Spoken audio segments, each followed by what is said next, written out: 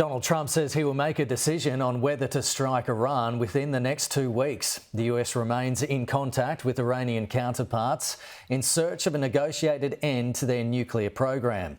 Earlier this morning, White House Press Secretary Karoline Leavitt told reporters the US president is allowing 2 weeks to negotiate.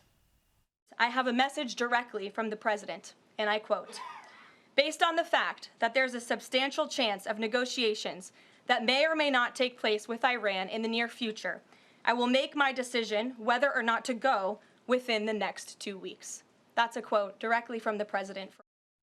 Mark Stone reports from Washington, D.C. Within 2 weeks then, so that is a window for negotiations to perhaps come to something. It's clearly important that the Iranians are going to be meeting the British and Europeans in Europe tomorrow. She also confirmed that Steve Witkoff, President Trump's Middle East envoy, is talking to the Iranian foreign minister. So talks are ongoing in several different areas. The president clearly believes it is worth a window of opportunity for diplomacy to work. This will not be good news for the Israelis. They would like him to act now. He's under a lot of pressure from different sides within the base in America, within the sort of America First coalition that thrust him to power. There is a huge amount of unease about moving into Iran in one way or another. That is weighing on his mind. The other thing, Sophie, that 2 weeks does, well, up to 2 weeks, it gives him the potential to remove any risks that are associated with a potential attack on Iran. For example, the 40,000 US troops that are in the region.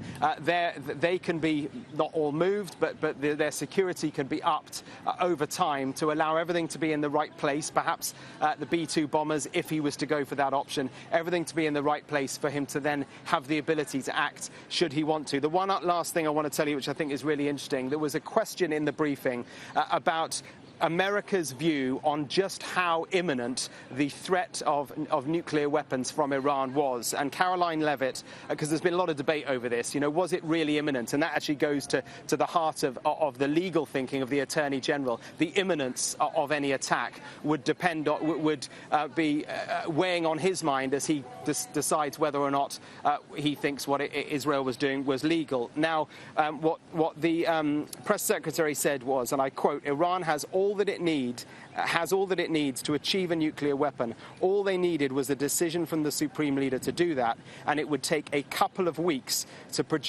complete the production of that weapon." So she is saying that in just 2 weeks' time, in a period of just 2 weeks, that clearly has now been put to one side because of the Israeli action, but in just the period of 2 weeks, Iran would have been able to achieve a nuclear weapon. That's new. That is certainly not, I would say, the view of the IAEA, who I think thought that although they had enriched uranium to 60% or so, they were not that close to actually obtaining a nuclear weapon.